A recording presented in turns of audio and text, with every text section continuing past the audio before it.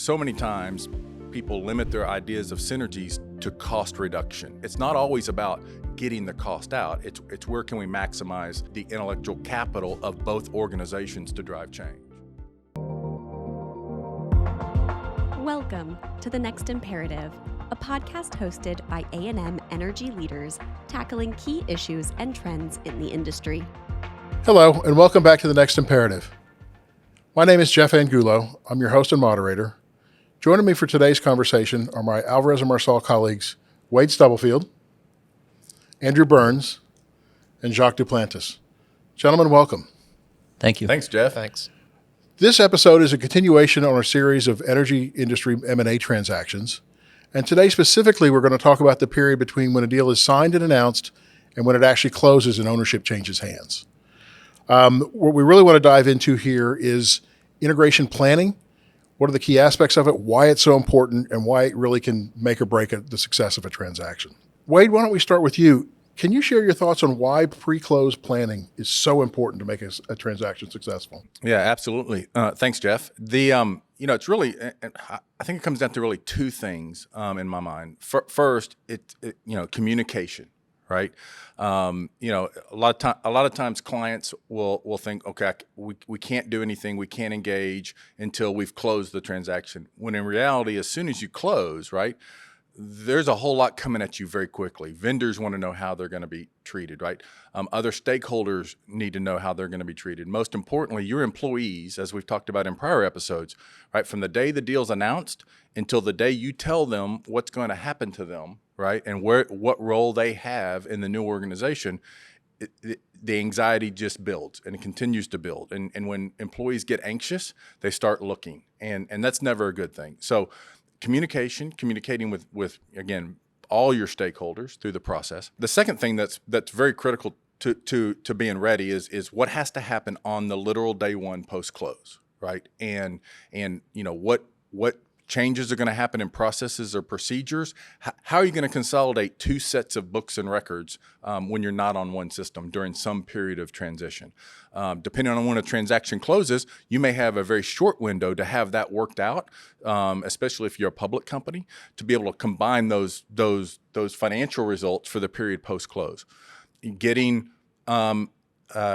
consultants or advisors teed up around purchase accounting, right, and doing all the valuation work, either internally or again with third parties, to set your opening balance sheet post-transaction. Those take time to get built. And again, if you're a public company or you have debt reporting requirements that may come very closely after close, a period close, you want to build in time to have a lot of that legwork done in advance.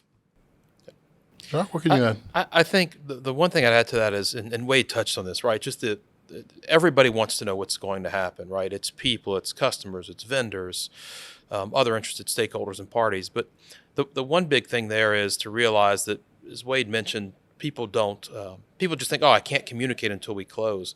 Well, the other thing to think about, this isn't a two-step process. This isn't it's pre-closing and post-closing. One of the things you have to think about when you're thinking about the impacts to all those people is what's the transient state. So a lot of times, close does not happen. It's not a magical, okay, now we're one big company.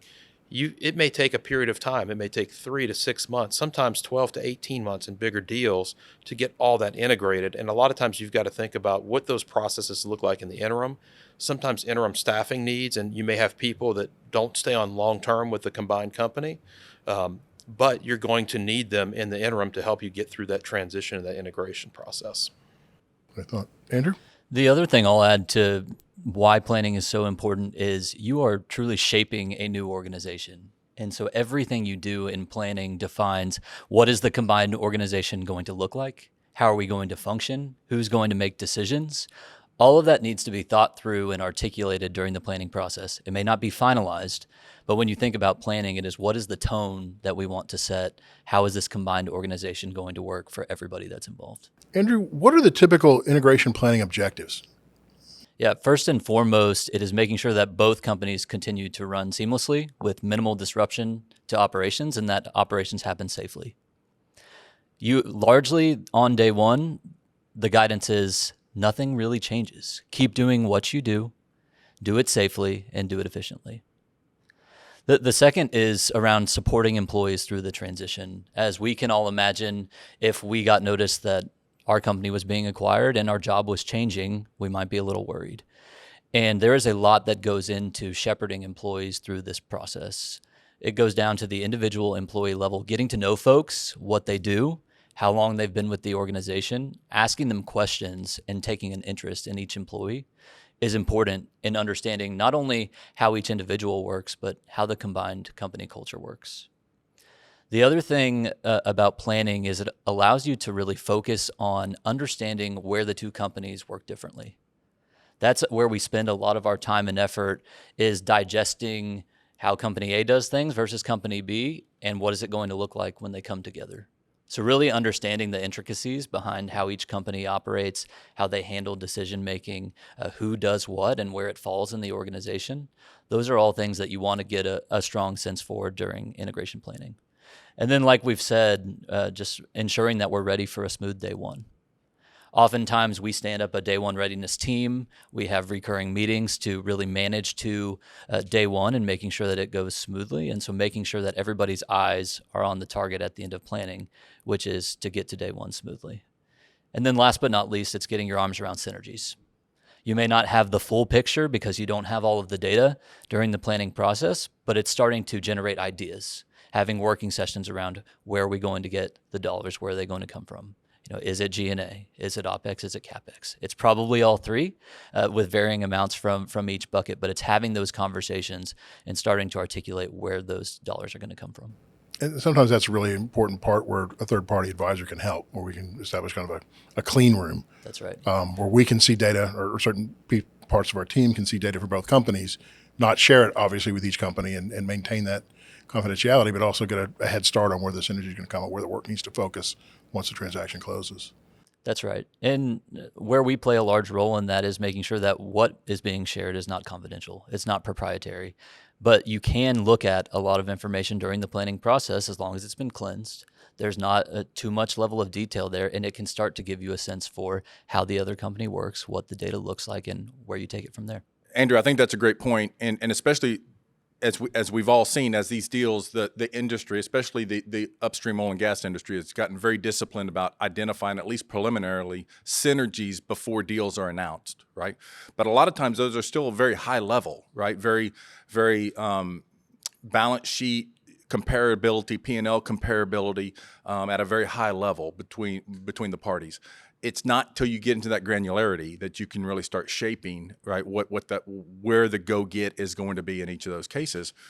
And then, as we all know, time is money, right? And if we don't start executing around the plans to capture the synergies immediately upon closing, then time gets away from us, and companies get busy on other things, or they lose focus on capturing what they promised to the street or to investors or to other stakeholders that would come out of that.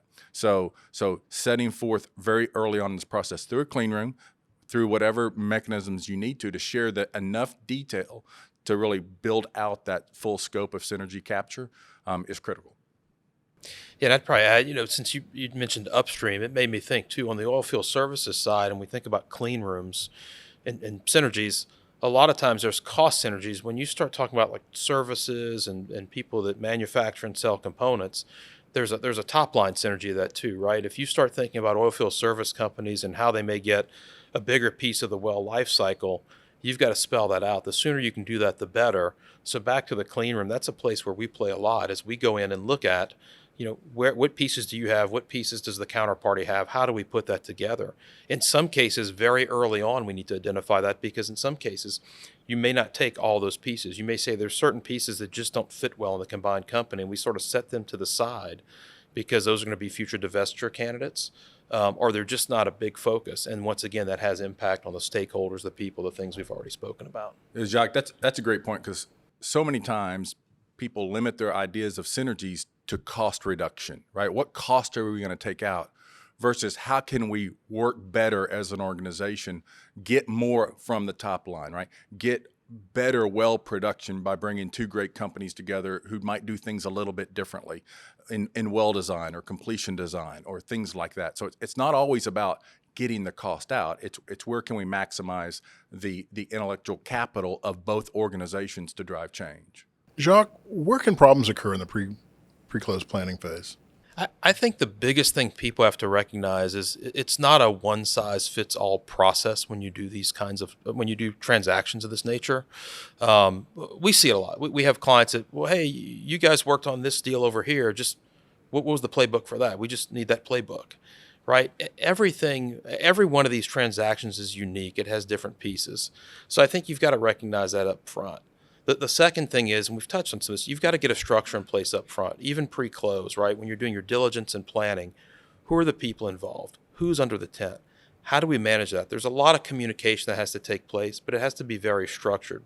You don't want to start off on a point where you're getting off on the wrong foot because you're asking questions in an unstructured way. The counterparty says, hey, these guys don't seem to have their stuff together and we're going to be joining their company, right? There's things like that.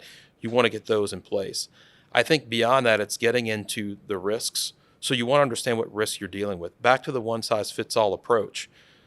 You can't just take a checklist and say, hey, let me check off these things. Every company, every target is going to have its unique nuances. So you've got to bring somebody in that knows the different pieces, whether it's in the back office, it's in the front office of operations. You've got to have somebody that knows those things. If you're just doing a checklist, or even if you do it internally and you say, well, hey, so-and-so's never done this before, but they're really good. We like them. They're high potential. If they've never done that before and they don't know what to look for, that can really bite you in the end. And I think beyond that, it's really understanding functionally the interdependency. So not just in the functional silos, who's doing what, who's looking at what, but how do those things interconnect, right? As an upstream example, I look at Wade because Wade does a lot of this. I may be looking at things on the operations and production side of an upstream company, but Wade's really interested in how we're getting the measurement and the production figures in, because if there's a regulatory reporting component, there's a component of just the whole revenue process and dispersing, with JIB and royalties and things of that nature. So people have to understand those things and how they fit together. And once again, not just the risks in the silo, but where the risks are from the interdependency standpoint. I'll add, and I'll go back to, Andrew's point you made early on, is that, the number one objective is to keep operating the assets, safely and efficiently and meeting reporting obligations and all those. The teams have day jobs, right? The company employees have things they have to do that aren't changing just because they're into this merger. And so one big challenge or transaction, one big challenge is being able to deploy the right resources with the right industry experience, right, to identify the risks and to plan for post-close activities efficiently. And that's largely where we get brought in, right? And that's the true singular value add that I think we bring in every transaction, is we have that industry knowledge. We know what's required in the field. We know what's required throughout operations. We know what's required in the back office to help be those subject matter experts and that thought driver and question asker in planning sessions and in workshops to really flesh out what it's going to take to put these two assets, two companies together.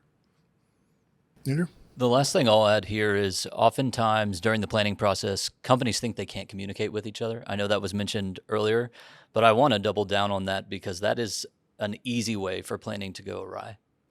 When companies are not communicating, you start to lose employees. When you lose employees or their minds wander elsewhere, it's very easy for the integration planning efforts to get off track.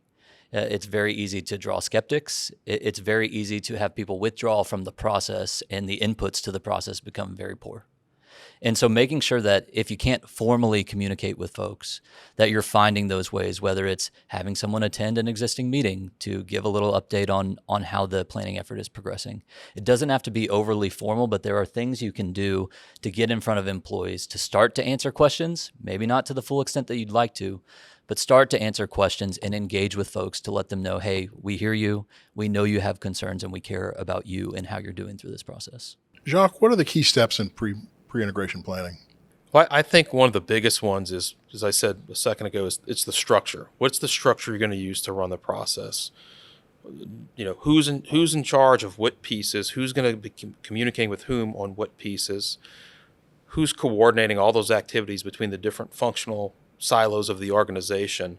And then what's the governance structure that says if there's any kind of an impasse or a disagreement, where does that go to get resolved, right? Is that sort of an executive leadership team type decision? So I think that's a big one.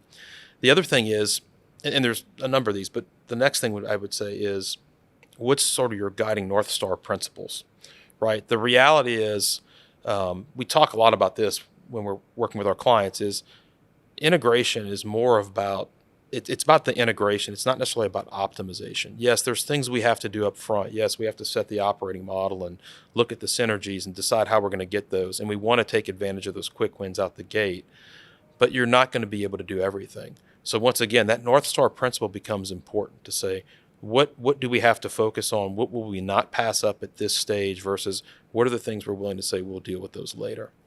I think once you get beyond that, it's really getting into your diligence and planning. So we talk about risks, getting the right people, understanding those risks, understanding how the pieces of the business are going to fit together. In conjunction with that, what's your operating model? Because that's a big portion of your synergies. And as we discussed earlier, that operating model will allow you to be in a place to communicate when the deal gets announced. If you've already predetermined what that looks like, to communicate what's going to happen to people, who has a job, who may not have a job. Or at a minimum, if you don't know all the details, you can at least give them some semblance of, this is where we plan to go. We don't know all the details. And that gives people confidence versus leaving them to wonder what's going to happen. To Andrew's point, right? Their minds wander. You lose your best people first. And then I think once you get that done, it's really saying, does that all fit with the way we benchmark this, underlying the underpinnings of the, I'll call it the economics or the synergies case, the thesis for the deal. And then beyond that, it's how do you communicate and execute? That's, if you line those pieces out, you'll be in really good shape to have a successful integration, in our opinion. Yeah, and how we do a lot of that and get our arms around it is, we'll set working sessions, right, with constituents from both organizations, right, and we'll go function by function, kind of major work stream by major work stream, not to get desk procedures or field operating manuals, but to get those big rocks, right? We get how do they conduct their business? How do they do what they do in their systems and processes? Understanding that in large part, the companies that we're putting together look very similar, right? They may operate in different basins, they may sell different products, but for the most part, they're in similar verticals, right, in operation. But there's nuances in how they operate. And a lot of times people think, well, this is a data migration, right? We just got to take the data from their system and put it in our system. And when in reality, there's a lot of work, as we all know, as automated and as much AI and technology is out there, we know there's a lot of work that happens outside the system, right?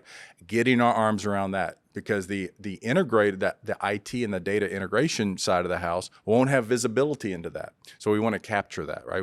So across the organization, and having both sides at the table, being able to ask questions, be collaborative through that process is critical. It also helps to start building relationships between the teams, right? Because no matter what, very seldom do we have an acquisition or an or M&A close and there's not some transition period of some length. So there needs to be working relations across those functional teams from day one, just again, to make sure that the new combined asset keeps working safely and effectively and efficiently. So Wade, the one thing I'd add to that too is I think in the specifics of how we do that, right, how all the pieces fit together, it's not transactional. You can't just take AI or data and slam it into a system. One of the things in a lot of our deals, or really all of our deals that we look at, is I always say, what does company A do and what does company B do?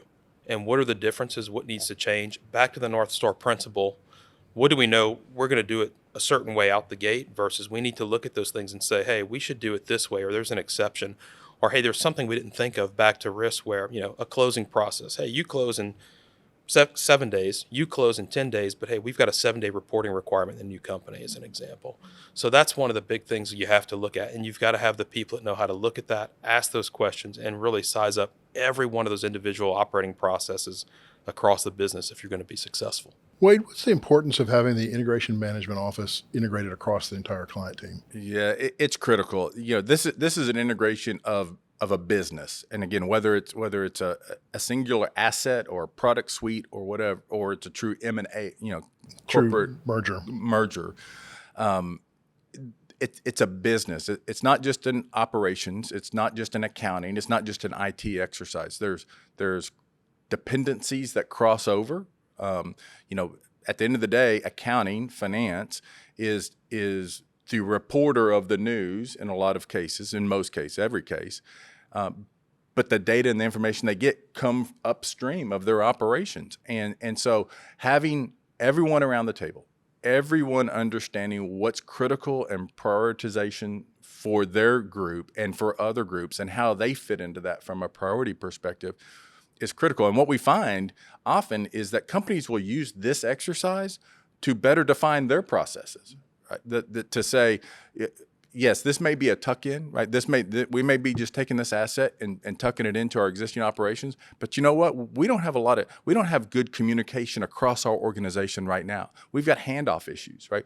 Let's use this opportunity not to optimize, right? Not to take our eye off the ball of getting this thing put together on time and on budget to start realizing synergies in every other aspect, but let's capture, right, those areas where we know we think we may have difficulties. Let's parking lot them, right, and let's come back in an optimization phase post close to really make this new organization or our existing organization that's just gotten bigger more efficient, more effective.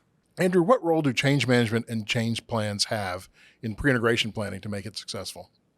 When you think about a transaction in and of itself, it's a huge change event. And just because you can't integrate right away doesn't mean you can't start planning for the change.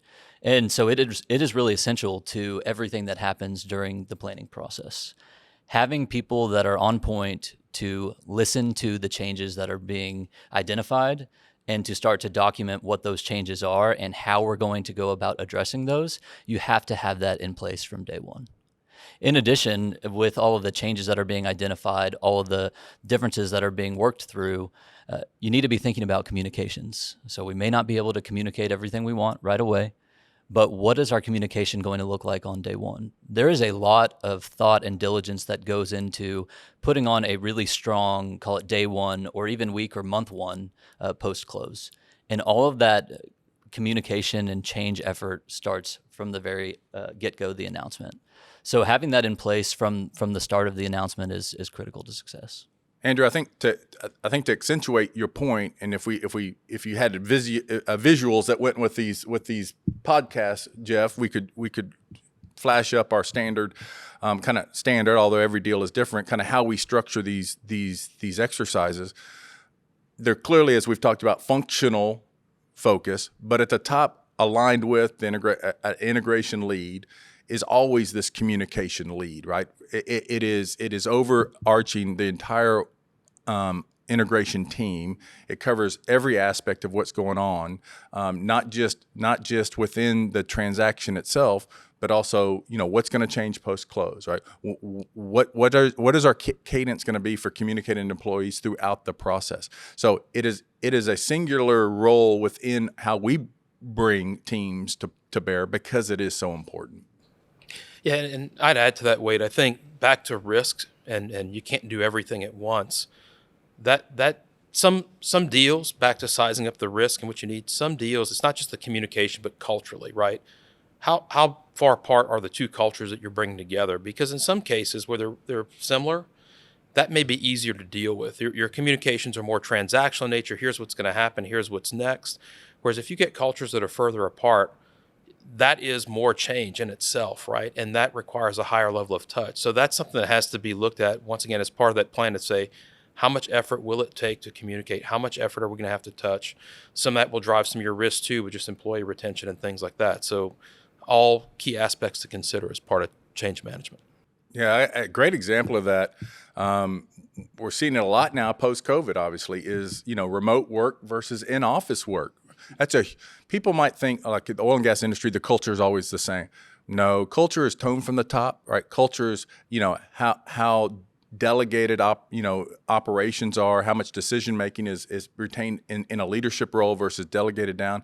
But it's also the ways of working, and one we come across in every transaction right now is undoubtedly one party, one company will have one work from home or remote work aspect, and the other one will have something completely different. And so understanding how that's going to work, and there's going to be change. There's going to be change for somebody through that process. That's just one example of a cultural aspect that we're seeing every day right now. Jacques, what are the potential risks of not developing a pre-closed plan for how the integration is going to come together? There's a lot there. Like I said, there's a lot. I keep talking about risks, but I think, look, some of the biggest ones are going to be, synergies, right? So once again, what is the thesis of this transaction? It's easy for somebody to sit before a transaction is done and on paper and say, well, here's where we think all the math works out to those synergies, but it's how you execute to get to those. And if you don't have a plan to execute, you start making snap decisions in the field, you're probably going to miss some of those synergies, right? It's once you're on the battlefield, you don't have time to plan. You got to have that plan going into the battlefield. I think the other thing is increased cost on transactions. So once again, if you don't have a good plan and that integration takes longer than it should, you're going to have additional advisor fees, which nobody wants. At least that's been my experience, right? Transition service agreement. So if you're doing a transaction where we do a lot of private equity backed deals, if it's a private equity backed deal where we're essentially carving something out and standing up as a new company, you're going to have a transition service agreement. You're dependent upon that the previous party to provide services. If you're buying assets from a large company, it's common a lot in the E&P world or even in oilfield services, we're going to need a transition service to do that. Well, we may have to stand up new systems or just large wholesale changes. If we don't have a good plan to do that, that transition service agreement comes at a cost. And most of them either have a hard stop because the seller, they want to be done with you at some point, or they may have an option to escalate, but that escalation comes at an increased cost, and it can be painful. So you want to get out of that TSA as quickly as possible. I'd say even if you can, we've talked about this in other episodes, best practices, when you structure those TSAs, you structure them the way that you can turn off certain services at certain times, which lets you optimize the cost. I think beyond that, we've talked about people, right? If you don't communicate, you will lose people. And the reality is you lose some of your best people first, right? They're the most attractive. There are people out there, we've seen it time and time again. A deal comes out in the news, there's companies going, hey, we think we can this is an opportunity for us to go poach people out of one of the two companies. And you see that happen. I think one of the bigger things, more operationally focused, and I've seen this a lot in E&P and oilfield services, is I'll call it operational risk, right? So regulatory risk. What is your plan? Do you know what you need to do regulatorily with a change of control? Whether that's operating permits, filing plans, filing a new operatorship license, that needs to be addressed. If you've got oilfield service, manufacturing or services, Wade talked about what's the impact to customers. What are the things that have to happen there? How do we reorganize a sales organization? How do we reorganize or consolidate manufacturing, right? Those can have big cost implications if you don't do that right, or working capital implications when you talk about manufacturing. In upstream, one of the things we see time and time again when we're doing diligence, are there things where you have to go in and P&A wells out the gate? I've had deals I've worked on where the first time we got out to the field and they would show us wells, I had one, they showed us a well it was an older well, vertical well, that was in the middle of a playground. Needless to say, that was being P&A'd on day one, or plugged and abandoned on day one. So there's things like that you've got to look at, right? What are those risks? Because you can say, well, hey, the business is running just fine, but the previous operator of that business may have not had the risk profile you have. I had a client once, and everybody will go unnamed. They had a pressure control incident on a rig. They had another rig where they had a blowout, and somebody said, well, that's just part of doing business. And we said that's fine when you're a small operator. But when you're part of a much bigger company with a bigger profile, that's not the way we do things, right? That has a lot of just inherent issues, risk, liability, not to mention just the risk to people, which is probably paramount. There is paramount. So I think there's that. And then lastly, I'll say just the way touching this, it's suppliers and customers, right? Not creating confusion for them. I'm doing a deal right now, and that's one of the big things we're trying to figure out is with our customers, that we don't have the sales organization stepping on top of each other, oilfield services related. So that's the other one. So I don't know, Wade, if you want to add to that. Don't have much to add there. I think the one hesitancy for people to get started is the potential lack of certainty. I will say, especially in today's FTC land, right? Where transactions may not close that before we never even thought about not closing. So some organizations may just not want to make the investment up front for something that may or may not happen. And I just caution them, at whatever level, whether you do it solely internally, right, with the resources you have, or at least put the groundwork and the structure in place so that you can get moving as quickly as possible once you have that certainty. Again, it's money well spent, especially when you look at the size of the transactions we get called in to support. Andrew, can you share some real-world examples of where A&M has helped clients with the pre-close planning? Yeah, I think between the three of us, we've done probably over 50, 100 transactions maybe. But happy to share a recent example. Wade and I actually worked on this one together. And this was a Permian operator acquiring another Permian operator. On the surface, a very simple transaction, very simple planning effort. But this transaction in particular had all kinds of complexities. One pretty large organization, another very small organization, and people asking a lot of questions and looking for things to do. And when everything we've talked about in this episode around planning is all about bringing rigor and structure. And that's where usually we play a large role, is standing up that integration management office and getting the team on a cadence to operate successfully and get through the planning process and get to day one cleanly. We had a team of people, roughly 10 individuals spread across each of the different areas of the business. So IMO, change, operations, and back office. And collectively, we went through an 8-week planning effort. Went through the entire talent selection process, blueprinting process. We really covered everything in a short 8-week time frame and had a very successful day one. Yeah, I mean, I'll throw an example out there. I always think this is an interesting one we did. It was several years back. It was also an upstream deal. And this was a carve-out. It was private equity backed. There was no management team in place. The fund had actually done the transaction, and A&M, our group, was acting as interim management. And back to, you can have the best laid plans, but yeah, I mentioned earlier, when you get on the battlefield, things pop up. In this particular case, the organization that was selling us assets in a basin, once again, there wasn't a free-flowing information pre-close, and we had some conversations, but they were always supervised, if I'll call it that. And once we got close to closing, it became known to us that there was prime acreage in that basin that we were going to lose if we did not drill it. There was no drilling campaign at the time in place for these assets that we were purchasing, nor did anybody contemplate, back to the operating model, we needed a drilling organization. Myself and one of my counterparts, we were co-leading the overall integration. I was also overseeing operations. We literally had to go in within a matter of 2 weeks, get a couple junior geologists from the target who were coming over in the transaction and say, show us your plans. Then we had to build a drilling plan around that, go select rigs, and then when the CEO came in, I think on day 2, present that to him and say, this is the package you're taking to the board for an additional funding to run a multi-rig program over the next 18 months. But once again, it goes back to, we talk about planning, but sometimes the planning's not there. You've got to make sure you have the right people in place when those issues come up, that you can quickly address them.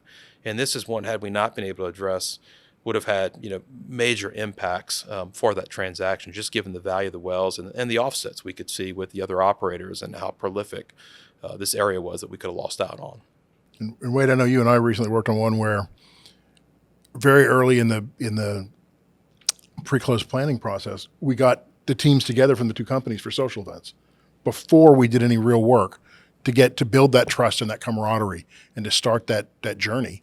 And I think it worked out really well. It did, and I encourage that, and it's kind of in our playbook now that when we come to companies and we start down this path with them, again, it's about the relationships, and some of those employees are going to become your employees.